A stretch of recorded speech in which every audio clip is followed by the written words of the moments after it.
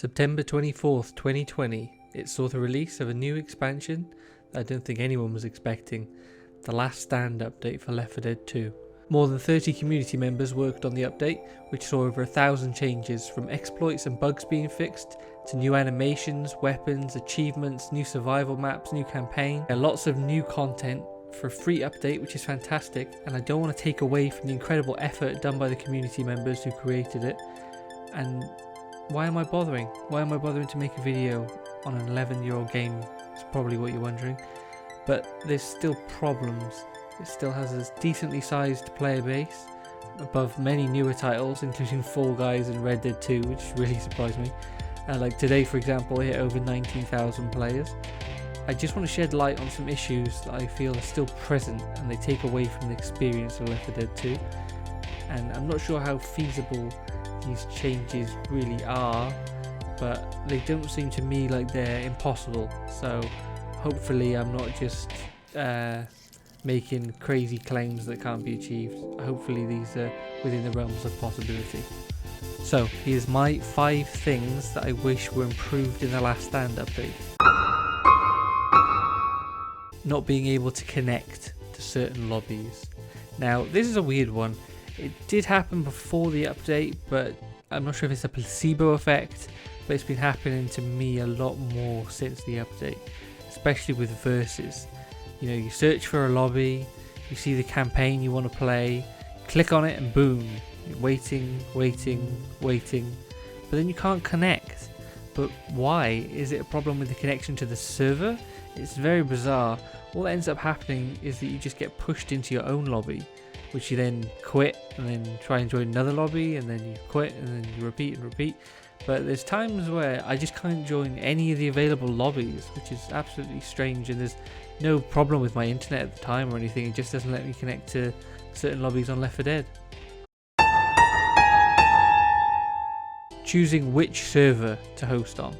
Now I'm not sure how many this one affects, but as someone who plays quite late into the evening, night time in Europe, it can be a problem. Here's an example. Okay, so there's no lobbies for Hard Rain, but I feel like playing that one in particular. You know, I haven't played it in a while and I'm sick to death of Dead Center and No Mercy. I host up a lobby and it fills up with American players, and I don't want to punish them all with a bad connection. I'd rather me be the one with the average to bad connection, you know. So for their sake, I'll try and host on an American server. But there's no way to designate that from the lobby. The only way to do it would be to, you know, leave and rejoin. But most of the time when you try that, it fills up too quickly, or your quit starts like a chain reaction and everyone thinks it's a bugged lobby or something, and everyone else just leaves. Unfortunately, both of those instances have happened to me, and it just really sucks. It could all just be avoided if you could just choose which server to host on.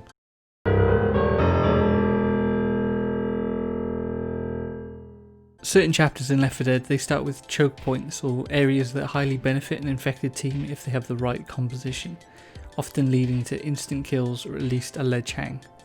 For example, No Mercy, at the beginning there's a staircase, which is really good for a charge and spitter combo. Dead Center, you know, jockeys, chargers, smokers on the ledge, they're just instant kill. Death Toll, chapter 4, a little less known. You can get an instant kill at the very beginning with charge, and Dead Air at the beginning as well, with the little plank of wood you have to run across. If you've played Lit Versus in Left 4 Dead, you probably know these already, and you know scenarios like this can swing the favour of a certain team massively. It's a little strange that the infected assigned aren't mirrored across both teams when items scattered across the chapters are mirrored. Sometimes it can give a team a huge advantage if they get the right infected setup at the beginning, but of course they have to hit them too. Hackers. They're still here. These guys ruin any lobby they enter, and some of them are so obvious it's a miracle they haven't been banned.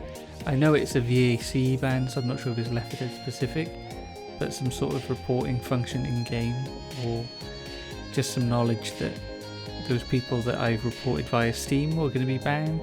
You know, they've got aimbots, they've got fly hacking, and you can't really kick them in the lobby because they can just change their name. Hour-long versus games I've played have just been ruined in the finale by hackers joining. And it's just like so frustrating.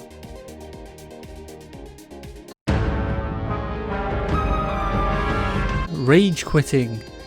Definitely the biggest problem with Left 4 Dead 2's versus. Not so much in versus survival or scavenge because the games are so short, but in the traditional campaign versus, it's definitely the biggest problem in the game in my opinion. Whenever I play, it's usually 50-50 between finishing a match or the server's just going to shut down because the entire enemy team has quit. When you're like 3/4 of the way through a campaign, that's really painful. And sometimes it can be just one round. Like people will just quit straight after losing the first round, which is just crazy to me. It's like quitting in a MOBA if you lose one tower, or quitting in Street Fighter if you lose the first round of a set, or a Counter-Strike, losing if you die once. But sometimes the teams will be respectable if 1 or 2 people quit and they'll fill up till 4v4 again. But sometimes you'll be there waiting 5 or 10 minutes just for those people who are going to join. They'll just quit out in a few minutes anyway. I've genuinely never played any other multiplayer game with this level of rage quitting, and it's such a problem. In my opinion, the best way to combat it would be to add a timeout penalty for those who rage quit. Just give them like 10 or 15 minutes or something so they can't rejoin another lobby. Let them sit there and think about what they've done. But I've seen it applied in some games before and that seemed to work. But I just hope that that's something that they can actually add in. The good thing about a timeout function would be it doesn't really penalise those who genuinely have to go rather than just rage quitting as well, because if they're timed out they wouldn't be coming back to play the game for a while anyway. So hopefully that would be something that they could do, because it's honestly a real problem when you're playing this game. So yeah, those are my 5 biggest problems with Left 4 Dead that are still in the game despite the new update. And obviously I'm still very thankful that they added all this stuff and it's a free update and all that. Like, they did such a good job, but these are some major issues that have been in the game for a while and I was hoping that they would fix it. But I could be wrong. Like, you guys who are watching this might think I'm an idiot, but just let me know if you agree or disagree, anything like that. And if you know someone who helped work on the update, maybe let them know that people still feel this way. I know a couple of the people that I play with definitely agree with me on the rage quitting and the hacking at least. So yeah, thank you for watching. Let me know if you agree with me or disagree. That'd be awesome. And yeah, like and subscribe really helps me. And please remove that tank that's in Dead Air Chapter 4 after the check-in, because on Versus that is ridiculous. You can never make it past it. Anyway, thanks guys.